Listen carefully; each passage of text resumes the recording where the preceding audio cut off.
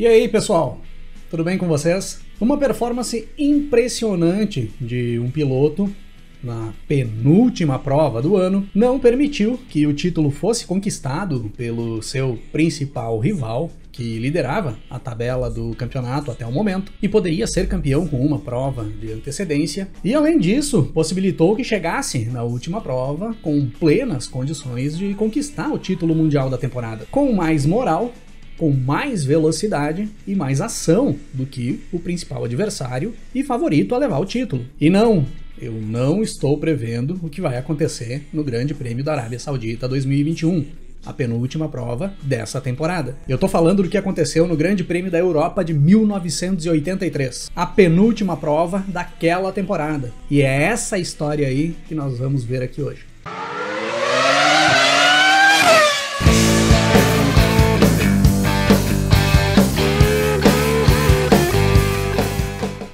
O Campeonato Mundial de Fórmula 1 de 1983 começava com algumas grandes mudanças no regulamento em relação às temporadas anteriores. Os carros asa que vinham sendo utilizados já há alguns anos, desde o final dos anos 70, deixavam de ser utilizados ali naquele momento, principalmente por conta dos graves acidentes que vinham acontecendo nos anos anteriores. E os grandes protagonistas do campeonato de 1983 passavam a ser os motores turbo, que já estavam na Fórmula 1 há alguns anos, algumas equipes já vinham introduzindo essa tecnologia, mas que em 1983 passavam a ser peça-chave para quem quisesse brigar por vitórias e, por consequência, brigar pelo título mundial. Quem conseguisse trabalhar melhor o desenvolvimento, o acerto, a preparação dos motores turbos para o decorrer da temporada, provavelmente levaria o maior número de vitórias e o título mundial. Nesse quesito, Ferrari e Renault eram unanimidade. As duas equipes já vinham utilizando há mais tempo os motores turbo dentro da Fórmula 1, tinham mais experiência com a tecnologia e iniciavam a temporada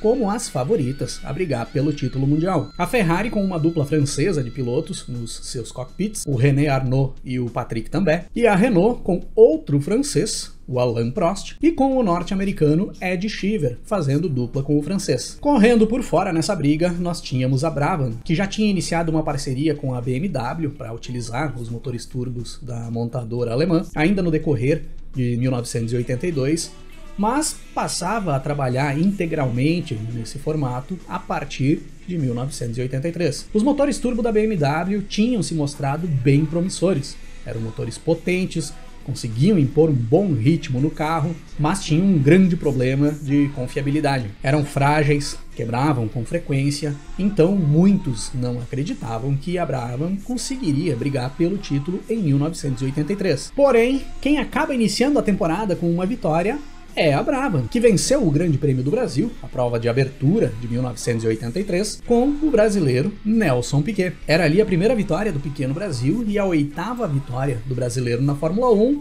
todas correndo pela Brabham, equipe onde o Piquet já tinha conquistado um título mundial em 1981. E o Piquet tinha como companheiro de equipe, em 1983, o italiano Riccardo Patrese, que nessa primeira prova, no Grande Prêmio do Brasil, abandonou ainda no início, com problemas no motor BMW. Se o Piquet tinha conseguido um bom resultado no início do ano, os problemas no motor BMW continuavam assombrando a equipe. E a partir dessa primeira prova, foi se desenhando um campeonato extremamente disputado entre os três principais pilotos das três equipes protagonistas da temporada de 1983. Alain Prost, da Renault, o René Arnoux, da Ferrari, e o brasileiro Nelson Piquet, da Brabham. E tínhamos uma disputa muito acirrada, principalmente entre o Nelson Piquet e o Alain Prost, que alternaram a liderança da tabela do Mundial no decorrer de todo o ano. A Brabham e o Nelson Piquet vinham conseguindo contornar aquele problema de quebra de motor, utilizando o reabastecimento do carro no decorrer das provas. Ao invés de encher o tanque do carro antes da corrida iniciar com combustível para ir até o final da prova,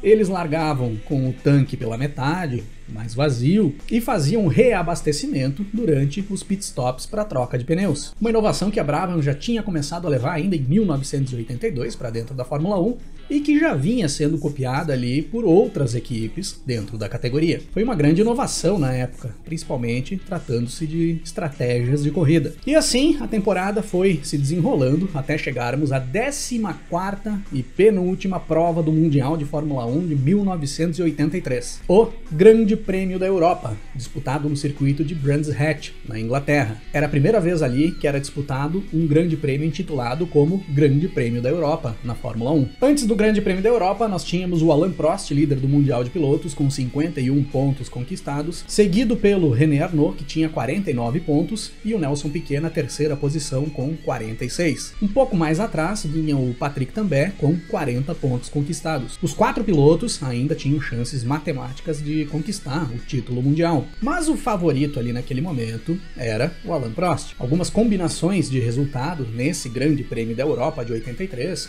poderiam dar o título mundial para o francês, faltando ainda uma prova a ser disputada no campeonato. Nos treinos classificatórios, quem acabou roubando a cena foi a Lotus. Hélio De Angelis faz a pole position, com o Riccardo Patrese na segunda posição. Nigel Mansell, o companheiro do De Angelis na Lotus, fica com o terceiro posto, ao lado do brasileiro Nelson Piquet, que ficou na quarta posição, seguido pelas duas Ferrari, com o René Arnoux em quinto e o Patrick Tambay em sexto, e logo atrás as duas Renault, Ed Sheeran na sétima posição e o Alain Prost na oitava. O Prost não tinha conseguido andar bem na classificação, mas se esperava um desempenho muito bom do Prost para a corrida do domingo, pois no warm-up, no treino no domingo pela manhã, correndo com o tanque cheio já em condições de corrida, o Prost tinha sido bem mais rápido do que todos os outros pilotos da pista. E é dessa forma que nós temos a largada para 76 voltas do Grande Prêmio da Europa de 1983, no circuito de Brands Hatch. O Patrese larga bem e toma a ponta da corrida, ainda nos primeiros metros. O Piquet também larga muito bem, mas acaba ficando encaixotado atrás das duas Lotus, principalmente pela mal largada do Mansell. Quem acabou largando bem também foi o Ed Sheeran, que saiu da sétima posição e foi para quinto,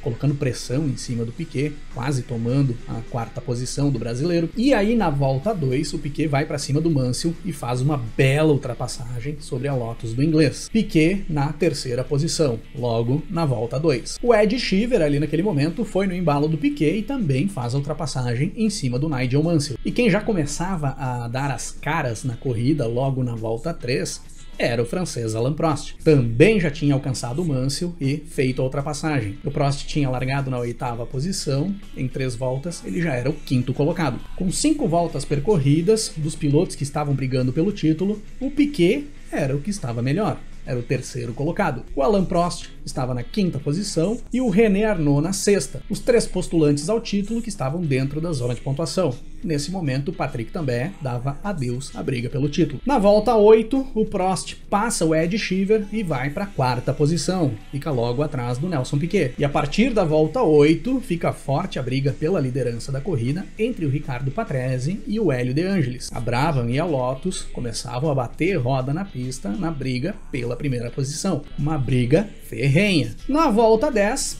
não deu noutra. De Angelis e Patrese batem e saem da pista. O Nelson Piquet, a partir dali, assume a liderança da corrida. O Patrese consegue voltar para a pista ainda na segunda posição, logo à frente do Alain Prost, e começa a segurar o francês ali naquele momento. Enquanto o Patrese vai segurando o Prost na pista, ali naquelas voltas seguintes, o Piquet vai conseguindo abrir vantagem para os dois. Conseguia impor um ritmo melhor ali naquele momento. Mas essa briga entre o Prost e o Patrese também não durou muito tempo. Na volta 15, o francês faz a ultrapassagem sobre o italiano e assume a segunda posição. Na volta 18, roda o René Arnoux com a sua Ferrari e sai da pista. Ele perde muito tempo ali parado, até consegue voltar para a pista, mas volta na 19ª posição e muito provavelmente com o carro avariado após ficar encavalado na beira da pista. Estava totalmente prejudicada a corrida do Arnoux. Parecia que a briga pelo título começava a ir embora. Enquanto isso, o Piquet seguia lá na frente, administrando a vantagem que ele tinha para o Prost, que ficava variando entre 9 segundos, 12 segundos. O Piquet não deixava sair desse intervalo de tempo. O Piquet ia fazendo uma pilotagem perfeita, sem forçar o carro, na boa, acelerava forte só quando precisava responder a alguma investida do Prost. E assim a prova foi se mantendo até a volta 35, quando começam as paradas para troca de pneus e reabastecimento. O primeiro a entrar é o Ed Sheeran, que era o quarto colocado. Na volta 39 para o Riccardo Patrese, o companheiro de equipe do Nelson Piquet.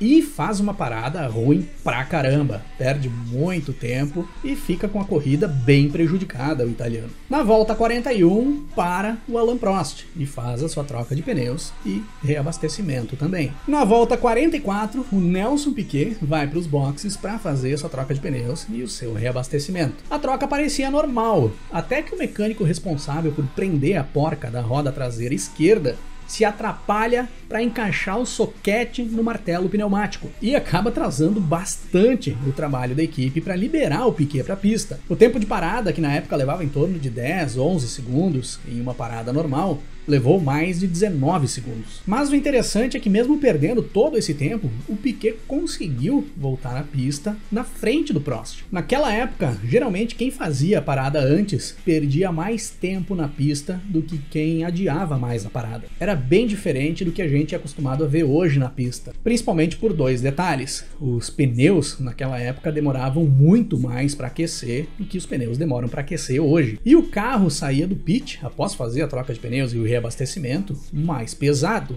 por causa do reabastecimento. Ele entrava para fazer o pit stop com o tanque quase seco e saía com bastante combustível dentro do tanque. Então, após fazer o pit stop, principalmente naquelas primeiras voltas após a parada, o carro perdia bastante rendimento por várias voltas, até conseguir aquecer bem os pneus, que levava umas 5, 6 voltas, e começar a baixar o nível de combustível no tanque. Foi o que aconteceu com o Alain Prost. Ele parou algumas voltas antes do Piquet e ficou estas voltas depois do pit stop andando num ritmo bem mais lento do que o Piquet, que estava na pista ainda sem fazer a sua parada. E aí, quando o Piquet faz a sua parada, ele tinha conseguido abrir uma boa vantagem para o francês nessas voltas em que ele ficou andando mais rápido. Então, mesmo tendo prejuízo de tempo ali no problema que aconteceu no pit stop, o Piquet acaba retornando para a pista uns 10 segundos na frente do Alain Prost. Só que agora a tendência era de que o Alain Prost passaria a render melhor do que o Piquet, pois aí o Prost já estava com seus pneus aquecidos, enquanto o Piquet ainda precisava fazer aquelas 5, 6 voltas para conseguir aquecer bem o pneu. Na volta 50 da corrida nós tínhamos o Piquet na liderança com o Prost na segunda posição e o Patrick Tambay em terceiro. 3 dos que disputavam o título mundial nas 3 primeiras posições. Mas com esse resultado, o Tambay já se despedia da disputa pelo título. Quem mantinha alguma chance, mesmo estando fora da zona de pontuação,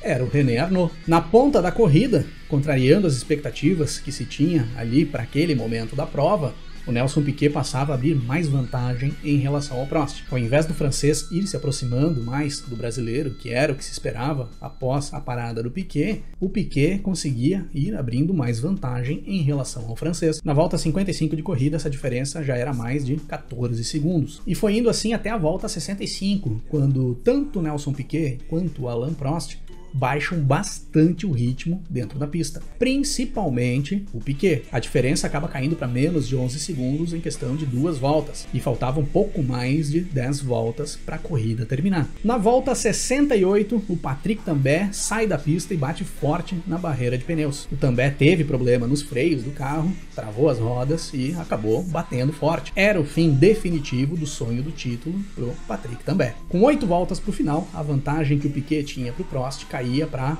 8 segundos. O Piquet precisava se manter à frente, mas ele não podia forçar demais para garantir o carro inteiro até o final da corrida. Faltando 5 voltas para a corrida terminar, a diferença era de pouco mais de 6 segundos e seguia diminuindo volta a volta. Mas aí o Piquet dá uma puxada no ritmo, mantém a diferença dentro de uma margem segura e faz as voltas finais na liderança para cruzar a linha de chegada na primeira posição, à frente do francês Alain Prost, o segundo colocado. Vitória do Nelson Piquet no primeiro grande prêmio da Europa disputado na história da Fórmula 1. Com uma tocada perfeita, uma pilotagem totalmente sem erros, administrando bem o equipamento, subindo o giro e impondo um ritmo forte quando necessário, o Nelson Piquet impedia ali o título antecipado do francês Alain Prost, reduzia a vantagem do Prost na tabela do Mundial para apenas 2 pontos, diferença que era de 14 pontos 2 corridas antes desse grande prêmio da Europa, e jogava a decisão do título mundial de Fórmula 1 de 1983 para a última corrida da temporada, o Grande Prêmio da África do Sul. Mas aí é assunto para outro episódio aqui do canal.